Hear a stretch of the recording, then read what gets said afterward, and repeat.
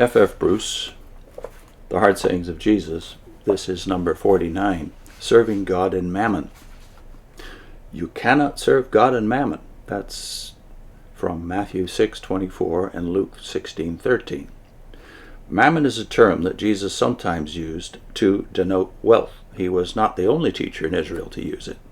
And whenever it is used, it seems to indicate some unworthy aspect of wealth, not so much perhaps the unworthiness of wealth itself, as the unworthiness of many people's attitudes to it.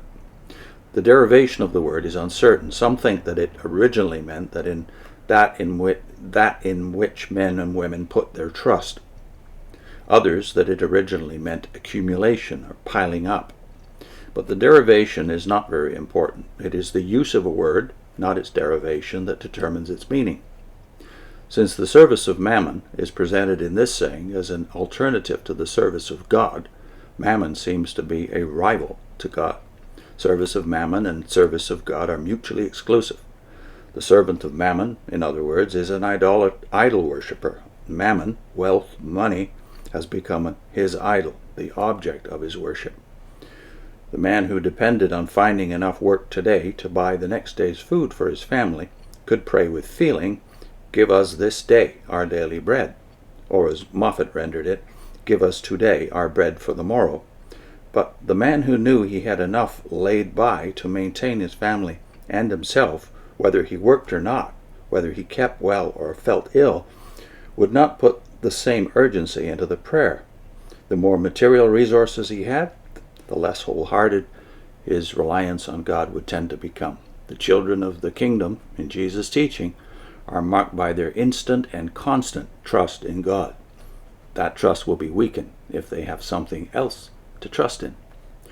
In the Western world today, we are cushioned by social security and the like against the uncertainties and hardships of life in a way that was not contemplated in New Testament times. It was in a society that did not provide widows' pensions that the words of 1 Timothy 5:5 were written.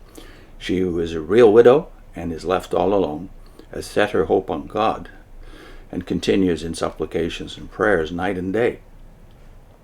This is not a criticism of Social Security, for which God be thanked. It is a reminder of the difficulty we find in applying the sayings of Jesus and his apostles to our own condition. But when we view the starving Karamojong in Uganda or the uprooted boat people of Vietnam, we can try to imagine what it must be like to be in their situation and consider what claim they have on our resources. This will not get us into the kingdom of God, but at least it may teach us to use material property more worthily than by treating it as something to lay our hearts on or rest our confidence in.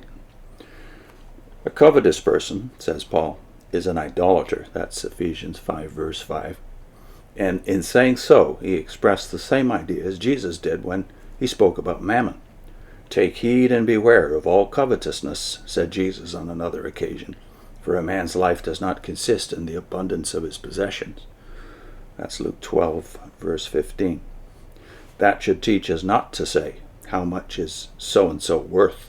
when we really mean, "How much does he possess?"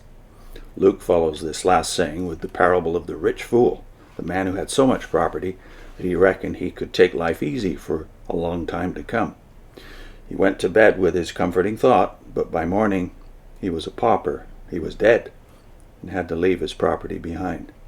He had treated it as mammon, the object of his ultimate concern, and in his hour of greatest need it proved useless to him.